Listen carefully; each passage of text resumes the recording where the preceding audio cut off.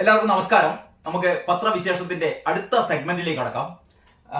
നമുക്ക് ദേശാഭിമാനി വെച്ചിട്ട് തുടങ്ങാം. ഞാൻ നേരത്തെ ഇന്നത്തെ ഒന്നാമത്തെ വീഡിയോ നിങ്ങൾ കണ്ടിട്ടുണ്ടാവുമെന്ന് കരുതുന്നു. അതില് ദേശാഭിമാനിയിൽ വരാത്തൊരു വാർത്തയെ കുറിച്ചായിരുന്നു പറഞ്ഞത്. ഏതായാലും ദേശാഭിമാനിയിൽ വന്ന ഒരു വാർത്ത വെച്ചിട്ട് നമുക്ക് തുടങ്ങാം. ഇന്നത്തെ ദേശാഭിമാനിയുടെ മെയിൻ സ്റ്റോറി എന്ന് പറയുന്നത് എല്ലാവരും കാണുന്നുണ്ടല്ലോ, ഈസി കിച്ചണ് അനുമതി, അടുക്കളയും തിളങ്ങുമെന്നാണ്.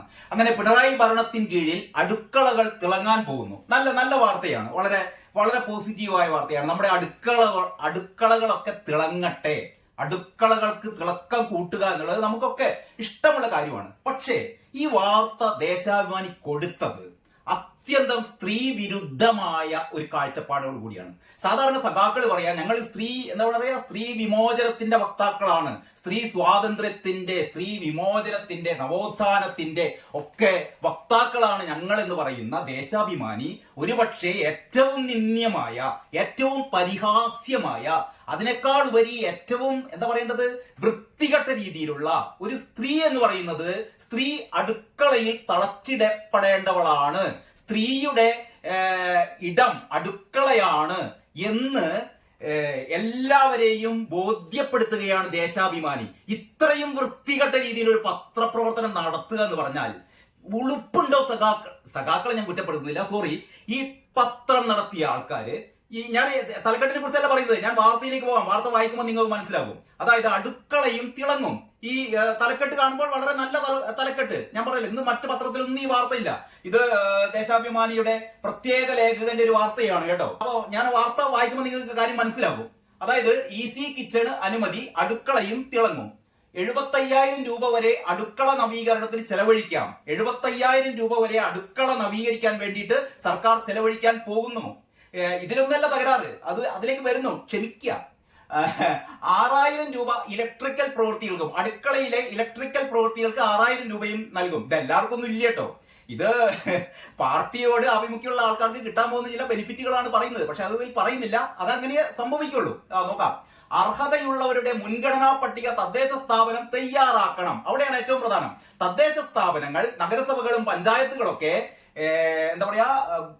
മുൻഗണനാ പട്ടിക, അതായത് അർഹതയുള്ളവരെ, ഏതൊക്കെ ആൾക്കാർക്ക്, ഏതൊക്കെ കുടുംബങ്ങൾക്ക് അടുക്കള നവീകരിക്കാൻ പൈസ കൊടുക്കാം എന്ന് ഒരു പട്ടിക തയ്യാറാക്കണം. അതും നടക്കട്ടെ. ഇനി വാർത്തയിലേക്ക്. അത്യന്തം സ്ത്രീവിരുദ്ധമായ കാര്യങ്ങൾ എങ്ങനെയാണെന്ന് നോക്കേ. പ്രത്യേക ലേഖകന്റെ, ലേഖകനാണ് എഴുതുന്നത്. നല്ലതാണ്. അടുക്കളയെ പറ്റി ലേഖകന്മാർക്ക് എഴുതണം. കാരണം അടുക്കള എന്ന് പറയുന്നത് സ്ത്രീയുടെ ഇടമല്ല എന്നുള്ളതാണ് നമ്മളല്ല, ഈ പറയുന്ന ദേശാഭിമാനിയിലെ പുരോഗമനവാദികൾ എന്ന് പറയപ്പെടുന്ന അപരിഷ്കൃത വർഗങ്ങളായ ഈ പത്രാധിപ സമിതി അംഗങ്ങൾ മനസ്സിലാക്കേണ്ട കാര്യം അതിലേക്ക് വരുന്നു. അപ്പൊ വാർത്ത നമുക്ക് വായിച്ചു നോക്കാം.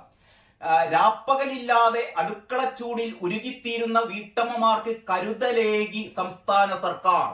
ആദ്യ വാചകത്തിൽ തന്നെ ദേശാഭിമാനി പറയുകയാണ്, നമ്മുടെ അടുക്കള എന്ന് പറയുന്നത് ഉരുകിത്തീരുന്ന സ്ത്രീകളുടെ ഇടമാണ്. ഇത് ആരാണ് ദേശാഭിമാനിയോട് പറഞ്ഞു കൊടുത്തത്?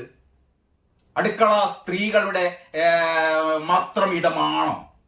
അങ്ങനെ ആണെങ്കിൽ തന്നെ അതിനെ മാറ്റിയെടുക്കേണ്ട ഉത്തരവാദിത്തമുള്ള സംഘടനയാണ് ഞങ്ങളുടേതെന്നൊക്കെ പറയുന്ന തീപ്പൊരി മഹിളകളുടെയൊക്കെ ശ്രീമതി ടീച്ചർ, പി ദിവ്യ, ആര്യ രാജേന്ദ്രൻ, എങ്ങനെയൊക്കെയുള്ള വനിതകളുടെ TN സീമ, ഞാൻ പേരെടുത്ത് പറഞ്ഞു കഴിഞ്ഞാൽ ഒരുപാട് പേരുണ്ട്. അപ്പോൾ ഇത്തരത്തിലുള്ള സഖാത്തികളുടെ ഒക്കെ അഭിപ്രായം ഇതാണോ എന്നാണ് അറിയേണ്ടത്. അതായത് രാപ്പകലില്ലാതെ അടുക്കളച്ചൂടിൽ ഉരുകിത്തീരുന്ന വീട്ടമ്മമാർക്ക് കരുതലേകി സംസ്ഥാന സർക്കാർ. അടുക്കള നവീകരിക്കാൻ ഒരു പദ്ധതി ഉണ്ടെങ്കിൽ അതങ്ങ് നേരെ പറഞ്ഞാൽ പോരെ. അടുക്കളകൾ എല്ലാ വീടുകളിലെയും അടുക്കള, അല്ലെങ്കിൽ ഞങ്ങൾ സെലക്ട് ചെയ്യുന്ന വീടുകളിലെ അടുക്കളകൾ നവീകരിക്കാൻ വേണ്ടിയിട്ട് ഞങ്ങൾക്കൊരു പദ്ധതിയുണ്ട്. ഇതാ 75,000 രൂപ 6,000 രൂപയൊക്കെ ഞങ്ങൾ കൊടുക്കാൻ പോകുന്നു അടുക്കള നവീകരിക്കാൻ. അതല്ലാതെ ഇതിന്റെ ഇൻട്രോയിൽ തന്നെ പറയുകയാണ്, രാപ്പകലില്ലാതെ അടുക്കളച്ചൂടിൽ ഉരുകിത്തീരുന്ന. എന്തൊരു ഭാഷയുടെ ഒരു സൗകുമാര്യം. ഇനി വളയിട്ട കൈകൾ എന്ന് മാത്രമേ ഇതിൽ കാണാത്തതുള്ളൂ. സാധാരണ ഇങ്ങനെയല്ലോ സ്ത്രീകളെ പറ്റി പറയുമ്പോൾ വളയിട്ട കൈകൾ. അത് എനിക്ക് തോന്നുന്നു നമ്മുടെ സതീദേവി പറഞ്ഞിട്ടുണ്ട് തോന്നുന്നു, നമ്മുടെ വനിതാ കമ്മീഷൻ അധ്യക്ഷ പറഞ്ഞിട്ടുണ്ട്, ഇമാതിരി പ്രയോഗങ്ങളൊന്നും പത്രങ്ങളിൽ കൊടുക്കാൻ പാടില്ല എന്ന്. വളയിട്ട കൈകൾ, അങ്ങനെയാണ് സാധാരണ. സ്ത്രീകളെ പറ്റി പറയുമ്പോൾ വളയിട്ട കൈകൾ, വള ഇടാത്ത സ്ത്രീകളൊന്നും സ്ത്രീകളല്ല എന്നുള്ളതാണ് നമ്മുടെ പത്രക്കാരുടെ ഒരു ഭാഷ. അങ്ങനെയുള്ള കുറെ അപരിഷ്കൃത പത്രക്കാർ ഇപ്പോഴും ഉണ്ട്. അതിന്റെ ഒരു സങ്കേതമാണ്, കൂടാരമാണ് ഈ പറയുന്ന ദേശാഭിമാനി എന്ന് പറയുന്നത്.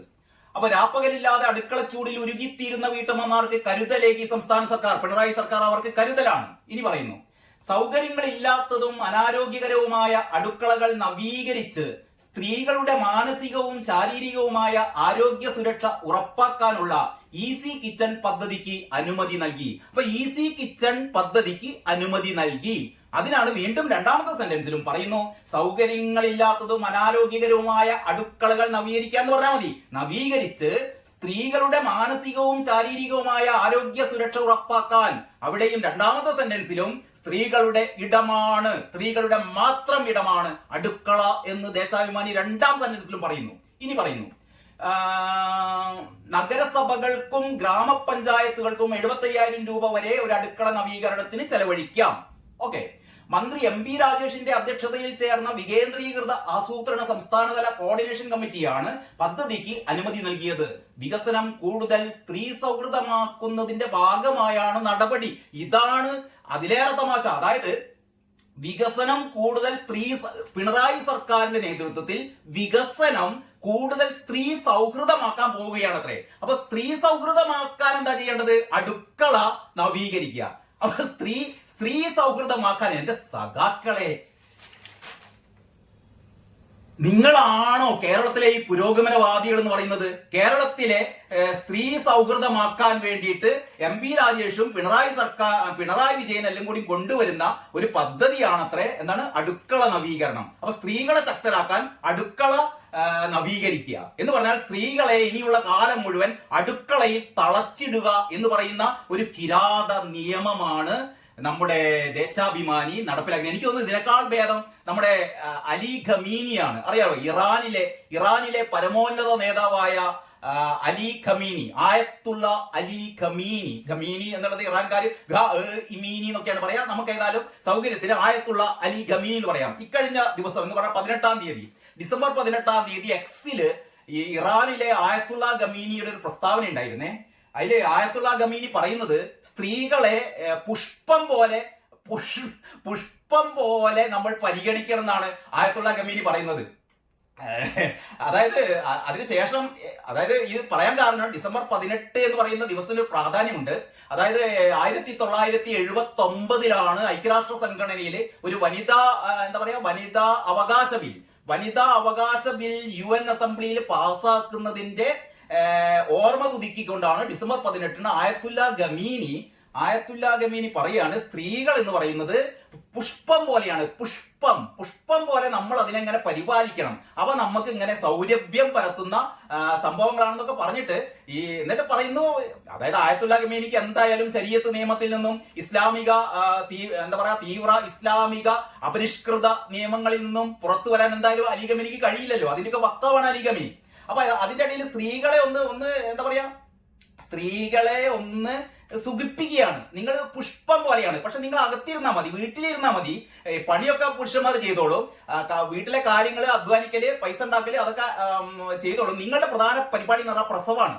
നിങ്ങളുടെ പ്രധാന പരിപാടി പ്രസവിക്കുക, കുട്ടികളെ നോക്കുക, കുട്ടികളെ വളർത്തുക. നിങ്ങൾ പുഷ്പങ്ങളാണ്. നിങ്ങൾ പുഷ്പങ്ങളാണ്. നിങ്ങളായ പുഷ്പങ്ങൾ വിടർന്ന് എല്ലാവർക്കും വീട്ടിനുള്ളിൽ പുറത്തേക്കൊന്നും സൗരഭ്യം പരത്തണ്ട, വീട്ടിനുള്ളിൽ സൗരഭ്യം പരത്തട്ടെ. അപ്പൊ നിങ്ങളുടെ പ്രധാന ജോലി എന്ന് പറഞ്ഞാൽ പേറ്റുയന്ത്രങ്ങളാണ് നിങ്ങൾ എന്നാണ് എക്സിൽ ആര് കുറിച്ചത്? ഖമീനി കുറിച്ചത്. ആ ഖമീനിയുടെ അതേ കാഴ്ചപ്പാടാണ് ആയത്തുള്ള അലി ഖമീനിയുടെ അതേ പിന്തിരിപ്പൻ കാഴ്ചപ്പാടുമായി കേരളത്തിലെ പിന്തിരിപ്പൻ പത്രം, അപരിഷ്കൃത പത്രം, കിരാത പത്രം എന്നൊക്കെ നമുക്ക് ഇതിനെ വിശേഷിപ്പിക്കാം. വേണമെങ്കിൽ എല്ലാവരും ഈ ഒരു സാധനം വെട്ടിയെടുത്ത് സൂക്ഷിക്കുക. തലക്കെട്ട് മാത്രം വായിക്കുന്നവർക്ക് കുഴപ്പമില്ല കേട്ടോ. ഞാൻ വീണ്ടും പറയാം, അടുക്കള തിളങ്ങും എന്നുള്ളത് അടുക്കളയെ നമ്മൾ ഒരിക്കലും കുറ്റപ്പെടുത്തുന്നില്ല. അടുക്കള ഒരു വീടിനെ സംബന്ധിച്ചിടത്തോളം ഏറ്റവും പ്രധാനപ്പെട്ട ഇടം അടുക്കള തന്നെയാണ്. കാരണം നമ്മുടെ ഭക്ഷണം എന്ന് പറയുന്നത് ഏറ്റവും പ്രധാനം. പക്ഷേ അടുക്കള കൈകാര്യം ചെയ്യുന്നത് സ്ത്രീകളാണ്. സ്ത്രീകളെ സംരക്ഷിക്കാൻ വേണ്ടിയിട്ട്, സ്ത്രീകളുടെ ആരോഗ്യ കാര്യങ്ങൾ മെച്ചപ്പെടുത്താൻ വേണ്ടിയിട്ട്, സ്ത്രീകളുടെ തൊഴിലിടം മെച്ചപ്പെടുത്താൻ വേണ്ടിയിട്ട് അടുക്കള നവീകരിക്കുന്ന പരിപാടി പരിപാടി എന്റെ പ്രിയപ്പെട്ട സഖാക്കളെ നിങ്ങളെ സമ്മതിക്കണം കേട്ടോ. കാരണം ഈ പണ്ട് വനിതാ മതിൽ കെട്ടാൻ വേണ്ടിയിട്ട് ഇവിടുത്തെ SDPI PFI ഒക്കെ ഈ എന്താ പറയാ ഈ ബുർക്കയണിഞ്ഞ പർദ്ദയണിഞ്ഞ സ്ത്രീകളെ കൊണ്ടുപോയിട്ട്, അതായത് കേരളത്തിൽ നവോത്ഥാനം ഉണ്ടാക്കാൻ വേണ്ടിയിട്ട് ഒരിക്കലും വെളിച്ചം കാണരുത് എന്ന് പറയുന്ന ഇസ്ലാമിക തീവ്ര ചിന്താഗതിയുള്ള സ്ത്രീകളെ വരെ പങ്കെടുപ്പിച്ചിട്ട് വനിതാ മതിൽ കെട്ടിയ കൂട്ടരാണ്. അപ്പൊ അങ്ങനെയുള്ള കൂട്ടര് നടത്തുന്ന അങ്ങനെയുള്ള ചിന്താഗതിയുള്ള കൂട്ടര് നടത്തുന്ന ഒരു പത്രത്തിലെ ഏറ്റവും നികൃഷ്ടമായ വാർത്തയാണ് ഈ അടുക്കളയും തിളങ്ങും എന്നുള്ളത്. ഇനി മറ്റൊന്ന്, ഇതിനോട് കൂടി തന്നെ ഏറ്റവും രസകരമായ ഒരു കാര്യം കൂടി ഇതിനോട് ചേർത്ത്, അത് ദേശാഭിമാനിയുടെ മാത്രം കുഴപ്പമല്ല, ദേശാഭിമാനിയുടെ എല്ലാ പത്രങ്ങളുടെ കുഴപ്പമല്ല, നമ്മുടെ എന്താ പറയാ നമ്മുടെ സാംസ്കാരിക രംഗം ഇതേപോലെ എത്രമാത്രം മുഖം മൂടി അണിഞ്ഞവരാണ് എന്നുള്ളതിന്റെ ഒരു തെളിവ് കൂടിയാണ്. നിങ്ങൾക്കൊക്കെ അറിയാലോ, കഴിഞ്ഞ ഒരാഴ്ച തിരുവനന്തപുരത്ത് നമ്മുടെ സാംസ്കാരിക പ്രബുദ്ധർ എന്ന് അവകാശപ്പെടുന്ന എന്താ പറയാ നവോത്ഥാന നായകന്മാരുടെ അല്ലെങ്കിൽ ആ രീതിയിലുള്ള വികസന സങ്കല്പങ്ങളുള്ള പുരോഗമന ഉത്കൃഷ്ട ചിന്താഗതിക്കാരുടെ ഒക്കെ ഒരു സംഗമ വേദിയായിരുന്നു തിരുവനന്തപുരം. കാരണം അവിടെ അന്താരാഷ്ട്ര ചലച്ചിത്രമേള നടക്കുകയാണ്. നിങ്ങൾക്ക് അറിയാലോ, അന്താരാഷ്ട്ര ചലച്ചിത്രമേള എന്ന് പറയുമ്പോൾ അതിൽ പങ്കെടുക്കുന്ന ആൾക്കാർ മുഴുവനും സ്ത്രീ സ്വാതന്ത്ര്യത്തിന്റെ എന്താ പറയാ അങ്ങനെയാണ് ഈ മേളയെ നമ്മൾ സിഗ്നേച്ചർ ചെയ്യുന്നത് അങ്ങനെയാണ്. അതായത് സ്ത്രീകളുടെ സ്വാതന്ത്ര്യത്തിന്റെ അതിരുകളില്ലാത്ത സ്വാതന്ത്ര്യത്തെ പ്രതിഫലിപ്പിക്കുന്ന മേളയാണ് ഇത് എന്നൊക്കെയാണ് പറഞ്ഞത്. ഈ മേള കഴിഞ്ഞ ദിവസം സമാപിച്ചു. ആ മേള സമാപിച്ചതിന്റെ വാർത്ത ഇന്ന് എല്ലാ പത്രങ്ങളിലും ഉണ്ട്, ദേശാഭിമാനി ഉൾപ്പെടെയുള്ള പത്രങ്ങളിലുണ്ട്. ഈ പത്രങ്ങളൊക്കെ ഈ വാർത്ത ഇതുമായിട്ട് ചേർത്ത് വെക്കുന്ന ഒരു വാർത്തയാണ്. ഇതില് 5 അവാർഡുകൾ കരസ്ഥമാക്കിയ ഒരു ചിത്രത്തെ കുറിച്ച് പറയുന്നുണ്ട്. ആ ചിത്രത്തിന്റെ പേര് ഫെമിനിച്ചി ഫാത്തിമ എന്നാണ്. ഫെമിനിച്ചി, നമ്മൾ സാധാരണ ഫെമിനിസ്റ്റുകളെ കളിയാക്കി വിളിക്കുന്നതാണ് ഫെമിനിച്ചികൾ എന്ന്. അപ്പൊ ഫെമിനിച്ചി ഫാത്തിമ എന്ന് പേരുള്ള പുരോഗമന എന്താ പറയാ സ്ത്രീ സ്വാതന്ത്ര്യത്തിന്റെ സ്ത്രീ മുന്നേറ്റത്തിന്റെയും സ്ത്രീകളുടെ സ്വാതന്ത്ര്യ ഇച്ഛയുടെയും ഒക്കെ കഥ പറയുന്ന ഫെമിനിച്ചി ഫാത്തിമ എന്ന് പറയുന്ന സിനിമക്ക് 5 അവാർഡുകൾ നേടി എന്നുള്ളത് നമ്മളെയൊക്കെ വളരെ സന്തോഷിപ്പിക്കുന്ന കാര്യമാണ്. പക്ഷേ അതിന്റെ ദേശാഭിമാനിയില് 1-ാം പേജില് ആ പടമില്ല. അതിന് പകരം ദേശാഭിമാനിയുടെ ഉള്ളിൽ, അതിന് നമുക്ക് എല്ലാത്തിനും ദേശാഭിമാനിനെ മാത്രം കുറ്റപ്പെടുത്തല്ല, നമുക്ക് ദേശാഭിമാനിയെ ഒന്ന് മാറ്റി വെക്കാം. എന്നിട്ട് മറ്റു പത്രങ്ങൾ ദേശാഭിമാനി അവസാനം നോക്കിയാൽ ദേശാഭിമാനി ആ വാർത്ത എങ്ങനെ കൊടുത്തതെന്ന്. ഇത് കേരളകൗമുദിയാണ്. ഞാൻ വീണ്ടും പറയാണ്, ഇത് പത്രങ്ങളെ കുറ്റപ്പെടുത്തുന്നത്. അന്താരാഷ്ട്ര ചലച്ചിത്ര മേളയിൽ, തിരുവനന്തപുരത്ത് നടന്ന അന്താരാഷ്ട്ര ചലച്ചിത്ര മേളയിൽ 5 അവാർഡുകൾ വാരിക്കൂട്ടിയ ഫെമിനിച്ചി ഫാത്തിമ എന്ന് പറയുന്ന സിനിമ എന്ത് സന്ദേശമാണ് നമുക്ക് നൽകുന്നത് എന്ന് വളരെ രസകരമായ ഒരു ഈ ഫോട്ടോ എല്ലാവരും കണ്ടല്ലോ. കേരളകൗമുദിയിലെ 1-ാം പേജിൽ കൊടുത്തിരിക്കുന്ന ഫോട്ടോ, കേരളകൗമുദി തെറ്റിദ്ധരിക്കേണ്ട, എല്ലാ പത്രങ്ങളും കൊടുത്ത ഫോട്ടോയാണ്. കേരളകൗമുദി 3 കോളത്തിൽ ടോപ്പിൽ തന്നെ കൊടുത്തിട്ടുണ്ട്. അതിന്റെ ക്യാപ്ഷൻ നമുക്കൊന്ന് വായിക്കേ. അതായത് ഫെമിനിച്ചി ഫാത്തിമയുടെ സംവിധായകൻ ഈ അവാർഡ് സ്വീകരിക്കുന്ന പടമാണ്. അതില് ഈ സിനിമയുമായി ബന്ധപ്പെട്ട ആൾക്കാരെയൊക്കെ ഇതിൽ കാണാം. അതിന്റെ ക്യാപ്ഷൻ ഇങ്ങനെയാണ്: 29-ാം രാജ്യാന്തര ചലച്ചിത്രമേളയിൽ മികച്ച ചിത്രത്തിനുള്ള ഫിപ്രസി പുരസ്കാരം മുഖ്യമന്ത്രി പിണറായി വിജയനിൽ നിന്ന് സ്വീകരിച്ച ശേഷം ഫെമിനിച്ചി ഫാത്തിമ സിനിമയുടെ നിർമ്മാതാവ് സുധീഷ് സ്കറിയ, സംവിധായകൻ ഫാസിൽ മുഹമ്മദ്, അഭിനേതാക്കളായ രാജി മേനോൻ, കുമാർ സുനിൽ, ഷംല ഹംസയാണ് ഫെമിനിച്ചി ഫാത്തിമയിലെ നായിക. ഷംല ഹംസ, പുഷ്പ തുടങ്ങിയവർ ചലച്ചിത്ര അക്കാദമി ചെയർമാൻ പ്രേംകുമാർ, മന്ത്രി സജി ചെറിയാൻ, സാംസ്കാരിക വകുപ്പ് ഡയറക്ടർ ദിവ്യ സയ്യർ, ജില്ലാ പഞ്ചായത്ത് പ്രസിഡന്റ് ഡി സുരേഷ് കുമാർ എന്നിവർക്കൊപ്പം ആകെ 5 അവാർഡുകളാണ് ചിത്രം നേടിയത്. ഫോട്ടോ നിശാന്ത് ആലുങ്കാടിന്റെ ഫോട്ടോ ആണ്. ഇതിലേറ്റവും രസകരമായ കാര്യം എന്ന് പറയുന്നത് 5 അവാർഡുകൾ കരസ്ഥമാക്കിയ ഫെമിനിച്ചി ഫാത്തിമ എന്ന് പറയുന്ന പുരോഗമന ചിത്രത്തിലെ നായിക നായികയുടെ ആ കഥാപാത്രത്തെ അവതരിപ്പിച്ചത് ഷംല ഹംസ. ഈ ഷംല ഹംസ പർദ്ദ ഇട്ടിട്ടാണ് ഈ അവാർഡ് സ്വീകരിക്കാൻ വരുന്നത്. അപ്പോൾ ഇതാണ് നമ്മുടെ ഒരു സാംസ്കാരിക മുഖം മൂടി എന്നൊക്കെ പറയുന്നത്. എന്ന് പറഞ്ഞാൽ കേരളത്തില് ആഘോഷിക്കപ്പെട്ട 5 അവാർഡുകൾ കരസ്ഥമാക്കിയ സിനിമ, സ്ത്രീ സ്വാതന്ത്ര്യത്തെ കുറിച്ച് സംസാരിക്കുന്ന സിനിമ, അതിലെ നായികയായി അഭിനയിച്ച സ്ത്രീ ഈ അവാർഡ് വാങ്ങാൻ എത്തിയത് എങ്ങനെയാണെന്നറിയോ? ഈ പർദ്ദയണിഞ്ഞ് മുഖം മാത്രം, ഇനി അതും കൂടി മറക്കേണ്ടിയിരുന്നു, കണ്ണ് മാത്രം കാണുന്നത് എന്തോ ഭാഗ്യത്തിന് ഇട്ടില്ല. അതിന് പകരം ശരീരത്തിന്റെ ബാക്കി ഭാഗങ്ങളൊക്കെ കറുത്ത തുണി കൊണ്ട് മറയ്ക്കുന്ന പിണറായി വിജയൻ ഈ വേദിയിൽ ഇല്ലാഞ്ഞത് ഏതായാലും നന്നായി. കറുത്ത പർദ്ദയിട്ട് വന്ന ഈ സ്ത്രീയെ കണ്ടാൽ ഓടിക്കുമായിരുന്നു. ഏതായാലും കറുത്ത പർദ്ദയണിഞ്ഞ് സ്ത്രീ സ്വാതന്ത്ര്യം എന്നുള്ളത് സിനിമയിൽ മാത്രമേയുള്ളൂ. അതല്ലാതെ ഞങ്ങൾ ഇസ്ലാമിക തീവ്ര ചിന്താഗതിയുള്ള ആൾക്കാരെയൊക്കെ നമ്മൾ പ്രോത്സാഹിപ്പിക്കും എന്ന് പറയുന്ന ഒരു സന്ദേശമാണ് ഫെമിനിസ്റ്റ് ഫാത്തിമയുടെ ഈ നായിക നമുക്ക് നൽകുന്നത്. ഇത് കേരളത്തിൽ വന്ന പടം. നമുക്ക് അടുത്തത് മനോരമ നോക്കാം. മനോരമയിൽ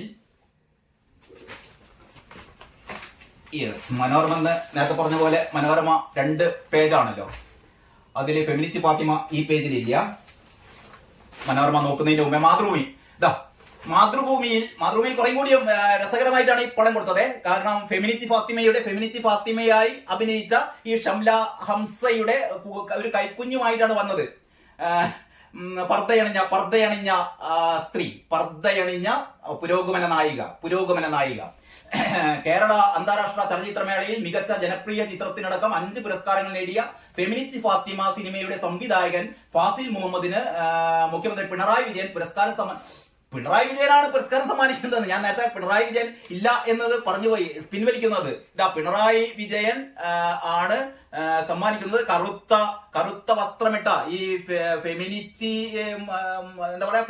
മുഖം മൂടി അണിഞ്ഞുകൊണ്ട്, ഞാൻ നേരത്തെ പറഞ്ഞ പോലെ നമ്മുടെ ഈ വനിതാ മതിലില് ഇത്തരത്തിലുള്ള പർദ്ദയണിഞ്ഞുകൊണ്ട് കേരളത്തിന്റെ പുരോഗമനം ലോകത്തിനു മുമ്പിൽ കാഴ്ചവെക്കാൻ വേണ്ടിയിട്ട് ശരീരഭാഗങ്ങൾ ഒന്നും പുറത്തു കാണിക്കാതെ പർദ്ദയണിഞ്ഞ സ്ത്രീകളെ നിരത്തി വനിതാ മതിൽ സംഘടിപ്പിച്ചവർക്ക് ഇതിൽ കൂടുതൽ പിന്നെ പറയേണ്ട കാര്യമില്ല.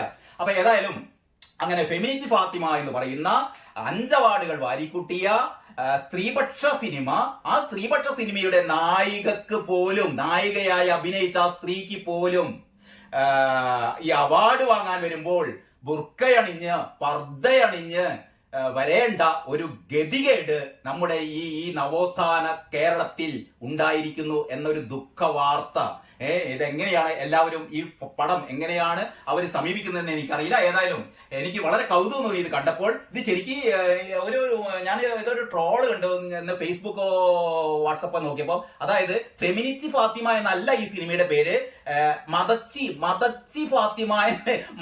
ഫാത്തിമ എന്നിടേണ്ടതാണ് എന്നാണ് വളരെ വളരെ രസികനായ ഒരു നിരീക്ഷകൻ പറഞ്ഞത്. അതായത് ഫെമിനിസ്റ്റ് ഫാത്തിമ എന്ന് പേരിടേണ്ട, അതിന് പകരം കാരണം മതചിഹ്നം അണിഞ്ഞുകൊണ്ടാണ് എന്ത് ചെയ്യുന്നത്, അവാർഡ് വാങ്ങാൻ വരുന്നത്. അതുകൊണ്ട് ഫെമിനിസ്റ്റ് വേണ്ട, മതച്ചി ഫാത്തിമ. അങ്ങനെ മതച്ചി ഫാത്തിമമാരെയൊക്കെ ഫെമിനിസ്റ്റ് ഫാത്തിമകളാക്കുന്ന ഒരു നെറികെട്ട സാംസ്കാരിക പ്രവർത്തനമാണ് സഖാക്കന്മാരുടെ നേതൃത്വത്തിൽ നടന്നു വരുന്നത് എന്നുകൂടി പറയുകയാണ്. അങ്ങനെ മാതൃഭൂമിയിൽ ഞാൻ നേരത്തെ കേരളകൗമുദി കാണിച്ചു. ഇനി നമ്മുടെ മറ്റു പത്രങ്ങൾ, മനോരമയുടെ മനോരമയുടെ ഈ ആദ്യത്തെ 1-ാം പേജിൽ തന്നെയാണ് ആ പടമുള്ളത്. മനോരമയുടെ 1-ാം പേജ്, 1-ാം പേജിൽ ആദ്യത്തെ 1-ാം പേജിലാണ് ഈ പടം.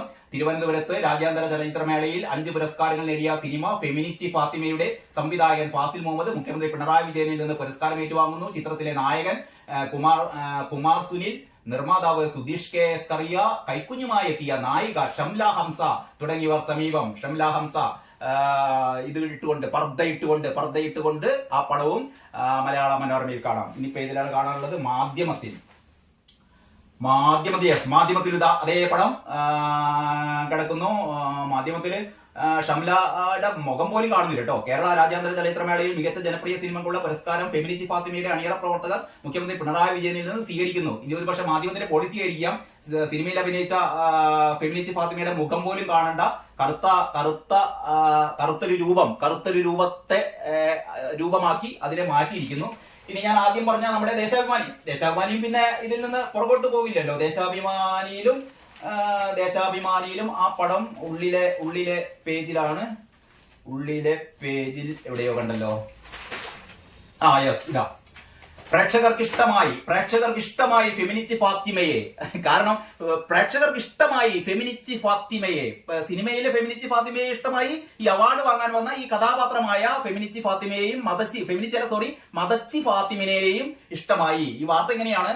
1 അല്ല 2 അല്ല 3 അല്ല, ഇത് മറ്റേ എം.എം. മണി പറഞ്ഞ പോലെ 1 2 3 4 1 അല്ല 2 അല്ല 3 അല്ല 5 അവാർഡുകളിലൂടെ ലോകം ഫെമിനിസ്റ്റിയെ ഏറ്റെടുത്തിരിക്കുന്നു. അതിൽ അങ്ങേപ്പുറത്തേക്ക് വർണ്ണിക്കാനില്ല കേട്ടോ. 29ാമത് കേരള രാജ്യാന്തര ചലച്ചിത്രമേളയിൽ അന്താരാഷ്ട്ര മത്സര വിഭാഗത്തിലെ മികച്ച ചിത്രത്തിനുള്ള ഫിപ്രസി പുരസ്കാരം, മികച്ച ചിത്രത്തിനുള്ള നെറ്റ്പാക്ക് പുരസ്കാരം, പ്രേക്ഷക പ്രീതി നേടിയ ചിത്രം, അന്താരാഷ്ട്ര മത്സര വിഭാഗത്തിൽ മികച്ച തിരക്കഥയ്ക്കുള്ള ജൂറി പുരസ്കാരം, KR മോഹനൻ പുരസ്കാരം എന്നിങ്ങനെ നേട്ടങ്ങളാണ് ഫെമിനിസ്റ്റ് ഫാത്തിമയെ തേടിയെത്തിയത്. സന്തോഷം. അതിനപ്പുറം എന്താ ഉള്ളേ? ഒരു സിനിമ തിയേറ്ററിൽ എത്തിക്കുകയും പ്രേക്ഷക ശ്രദ്ധ നേടുകയും അത്ര എളുപ്പമല്ല. ആദ്യത്തെ സിനിമ രാജ്യാന്തര ചലച്ചിത്രമേളയിൽ അവാർഡുകൾ നേടുന്നത് സ്വപ്ന സാക്ഷാത്കാരമാണ്. ഇതിലും വലിയ അംഗീകാരം ഒരു നവാഗത സംവിധായകന് കിട്ടാനില്ല. ഫാസിൽ മുഹമ്മദ് പറഞ്ഞു നിർത്തി. ഫാസിൽ മുഹമ്മദ് എന്ന് പറയുന്ന സംവിധായകൻ പറഞ്ഞു നിർത്തി. ഓക്കെ, ഫാത്തിമയെ അവതരിപ്പിച്ച ഷംല ഹംസ 9 മാസം പ്രായമുള്ള കുഞ്ഞുമായാണ് വേദിയിലെത്തിയത്. നല്ലത് തന്നെ. അങ്ങനെ സദസ് ഫെമിനിസ്റ്റ് ഫാത്തിമ എന്ന ആർപ്പുവിളികളോടെ സ്വീകരിച്ചു. സദസ്സിന് ആ ഫെമിനിസ്റ്റ് ഫാത്തിമയെ ആർപ്പുവിളികളോടെ സ്വീകരിക്കുകയാണ്. ഫെമിനിസ്റ്റ് ഫാത്തിമ നീയാണ് ഞങ്ങളുടെ സാംസ്കാരിക എന്താ പറയാ, സാംസ്കാരിക പ്രതീകം. അതായത് അപ്പൊ കേരളത്തില് സ്ത്രീകളുടെ സ്വാതന്ത്ര്യാകാംക്ഷികളായ സ്ത്രീകളുടെ പ്രതീകം എന്ന് പറയുന്നത് ഫെമിനിസ്റ്റ് ഫാത്തിമയാണ്. ഫെമിനിസ്റ്റ് ഫാത്തിമ അവാർഡ് വാങ്ങാൻ വരുന്നത് എങ്ങനെയാണ്? കറുത്ത പർദ്ദയണിഞ്ഞ് മുഖം മാത്രം അല്പം വെളിയിലാക്കി ആയത്തുള്ള അലി ഖമീനി എങ്ങനെയാണോ സ്ത്രീകൾ പുഷ്പം പോലെയാണ്, സ്ത്രീകൾ പേറ്റുയന്ത്രങ്ങളാണ് എന്ന് പറയുന്ന അതേപോലെ ദേശാഭിമാനി അടുക്കളയെ കുറിച്ച് വർണ്ണിക്കുമ്പോൾ സ്ത്രീകൾ അടുക്കളക്കാരികളാണ്, അടുക്കള മാത്രമാണ് അവരുടെ ഇടം എന്ന് പറയുന്ന ദേശാഭിമാനി ഫെമിനിസ്റ്റ് ഫാത്തിമ എന്ന് പറയുന്ന സ്ത്രീ സ്വാതന്ത്ര്യ സിനിമ സംവിധാനം ചെയ്ത് അതിന് 5 അവാർഡുകളൊക്കെ നേടിയിട്ടും അതിന് അവാർഡ് വാങ്ങാൻ വരുമ്പോൾ അതിലെ നായികക്ക് പോലും ഈ പർദ്ദയിൽ നിന്ന് മോചനമില്ലാത്തൊരവസ്ഥ. യഥാർത്ഥത്തിൽ കേരളം ഇറാനിൽ നിന്ന്, അതാണ് ഏറ്റവും അവസാനം ഇത് കൺക്ലൂഡ് ചെയ്യുമ്പോൾ എനിക്ക് ചോദിക്കാനുള്ള ചോദ്യം സഖാക്കളോട് അല്ലെങ്കിൽ സാംസ്കാരിക പ്രവർത്തകരോട്. വായിൽ പഴുംകുത്തി തിരികെ ഇരിക്കാണല്ലോ നമ്മുടെ സാംസ്കാരിക പ്രവർത്തകരൊക്കെ. ഈ എപ്പോഴെങ്കിലൊക്കെ ഉണർന്നിരിക്കും നരേന്ദ്രമോദിയെ കുറ്റപ്പെടുത്താൻ, പിന്നെന്താണ് അമിത്ഷായെ കുറ്റപ്പെടുത്താൻ, സ്മൃതി ഇറാനിയെ കുറ്റപ്പെടുത്താൻ ഒക്കെ ഇവരെ ഇടക്കിടക്ക് വായ തുറക്കും. പക്ഷേ ഇവർ സ്വന്തം നാട്ടിൽ സ്വന്തം മൂക്കിന് കീഴെ ഇമ്മാതിരി തോന്നിവാസങ്ങൾ നടക്കുമ്പോൾ ഇമ്മാതിരി ഇതിനെ വിശേഷിപ്പിക്കാൻ എനിക്ക് വാക്കുകളില്ല. അപ്പൊ യഥാർത്ഥത്തില് ഇറാനിൽ നിന്ന്, അതായത് ആയത്തുള്ള അലി ഖമീനിയുടെ ശരീഅത്ത് നിയമം കർശനമായി നടപ്പിലാക്കിക്കൊണ്ടിരിക്കുന്ന, സ്ത്രീകൾക്ക് ഒട്ടും സ്വാതന്ത്ര്യം നൽകാത്ത, സ്ത്രീകൾ പുറത്തിറങ്ങുമ്പോൾ ശിരോവസ്ത്രം അണിയണമെന്നും പർദ്ദയണിയണമെന്നും നിഷ്കർഷിക്കുന്ന ഇറാനിലെ കിരാത ഭരണകൂടവും കേരളത്തിലെ സാംസ്കാരിക രംഗവും തമ്മിൽ എന്താണ് വ്യത്യാസം? ഇറാനില് ഈ ആയത്തുള്ള അലി ഖമീനി 18-ാം തീയതി നടത്തിയ ഈ എക്സിൽ വന്ന ഈ സ്ത്രീകളെ കുറിച്ചുള്ള വർണ്ണനയെ കുറിച്ച് ഞാൻ പറഞ്ഞു. യഥാർത്ഥത്തിൽ ഏറ്റവും പുതിയ വാർത്ത എന്ന് പറയുന്നത് എന്താണെന്നറിയോ? കഴിഞ്ഞ കുറെ കാലങ്ങളായി എന്ന് പറഞ്ഞാൽ നിങ്ങൾക്ക് ഓർമ്മയുണ്ടോ എന്നറിയില്ല, 2022 ഇറാനിലെ മഹ്സ അമീനി എന്ന് പറയുന്ന ഒരു പെൺകുട്ടി ടെഹ്റാനിലേക്ക് പോകാൻ വേണ്ടിയിട്ട് തന്റെ സഹോദരന്റെ കൂടെ മറ്റേ റെയിൽവേ സ്റ്റേഷനിലോ അല്ലെങ്കിൽ ബസ് സ്റ്റാൻഡിന്റെ മുന്നേ വന്ന് ഇറങ്ങിയതായിരുന്നു. അവളുടെ മുടിയിഴകൾ, അതിസുന്ദരിയായ മഹ്സ അമീനി എന്ന് പറയുന്ന യുവതിയുടെ മുടിയിഴകൾ പാറിപ്പറക്കുന്നുണ്ടായിരുന്നു. അവൾ ഹിജാബ് ധരിച്ചിരുന്നു എന്ന് പറഞ്ഞാൽ ശിരോവസ്ത്രം ധരിച്ചിട്ട് പോലും ശരിക്ക് ധരിക്കാത്തത് കൊണ്ട് മുടിയിഴകൾ കാറ്റിൽ പറക്കുന്നത് കണ്ട ഇറാനിലെ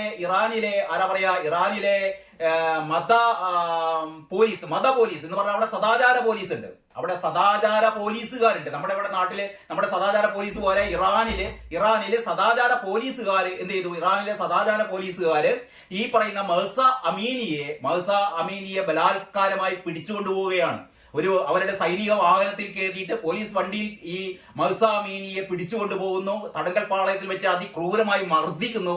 അത് കഴിഞ്ഞിട്ട് 3-ാം ദിവസം മഹ്സ അമീനി കൊല്ലപ്പെടുകയാണ്. എന്ന് പറഞ്ഞാൽ തലയിൽ ഗുരുതരമായ പരിക്കേറ്റ, ലാത്തി കൊണ്ടും മുട്ടൻ വടി കൊണ്ടും ഈ ഹിജാബ് ശരിക്ക് ധരിച്ചില്ല എന്ന് പറഞ്ഞിട്ട് മഹ്സ അമീനിയെ ഇറാൻ പോലീസ് തല്ലിക്കൊന്നു 2022. ആ പെൺകുട്ടി 3-ാം ദിവസം മരണമടഞ്ഞു. അതിനുശേഷം ഒരുപക്ഷെ ഇറാനിലെ സാംസ്കാരിക വിപ്ലവത്തിന് ശേഷം ഇറാനിലുണ്ടായ ഏറ്റവും വലിയ ഒരു കലാപമായിരുന്നു. ഇതിനെതിരെ അവിടുത്തെ പുരോഗമനവാദികളായ സ്ത്രീകളും പുരുഷന്മാരും രംഗത്തിറങ്ങി. പലരും ഹിജാബ് കത്തിച്ചു. അതിന്റെ അലയൊലികൾ കോഴിക്കോടൊക്കെ ഉണ്ടായിരുന്നു. ഹിജാബ് കത്തിക്കുന്ന ഒരു പരിപാടി, ഹിജാബ് കത്തിക്കാൻ തുടങ്ങി. പക്ഷേ ഈ ഹിജാബ് കത്തിക്കുന്ന ആൾക്കാർ മുഴുവനും ഇറാൻ ഭരണകൂടം പിടിച്ചുകൊണ്ടുപോയി തൂക്കിലേറ്റി. 500-600 പേരെ അവിടെ തൂക്കിലേറ്റി കൊന്നു ഇറാനിൽ. അങ്ങനെ നമ്മുടെ കൺമുന്നിൽ ഇറാനിലെ ഇത്തരത്തിലുള്ള കൊടിയ അനീതി നടക്കുമ്പോഴാണ് ഇവിടെ സംഭവിക്കുന്നത് യഥാർത്ഥത്തിൽ കേരളത്തിൽ സംഭവിക്കുന്നത്. സാംസ്കാരികമായ ഔന്നത്യം നേടി എന്ന് പറയുന്ന നമ്മുടെ കേരളത്തിൽ യഥാർത്ഥത്തിൽ സംഭവിക്കുന്നത് അതിന് സമാനമായ കാര്യങ്ങളാണ് ഇവിടെയും സംഭവിക്കുന്നത് എന്നുള്ളതാണ് ഏറ്റവും ദുര്യോഗമായ അവസ്ഥ എന്നുള്ളത് ശ്രദ്ധയിൽപ്പെടുത്തുക മാത്രമാണ് ഇത് ചെയ്യുന്നത്. ഏതായാലും ഇതാണ് നമ്മുടെ ഒരു സാംസ്കാരിക രംഗത്തെ അപജയം. എല്ലാ പത്രങ്ങളുടെയും ഫോട്ടോകളിലൂടെ നമ്മൾ എങ്ങനെ കണ്ടു എന്നാണ് ഞാൻ നിങ്ങളെ മനസ്സിലാക്കാൻ വേണ്ടി ശ്രമിച്ചത്. ഏതായാലും ഇതിന്റെ അടുത്ത ഭാഗം, അല്ലെങ്കിൽ ഈ പത്രങ്ങളിൽ ഇനിയും രസകരമായ കാര്യങ്ങളുണ്ട്, അത് അടുത്ത വീഡിയോയിൽ നമുക്ക് കാണാം. ഏതായാലും എല്ലാവർക്കും ഒരിക്കൽ കൂടി നന്ദിയും നമസ്കാരവും.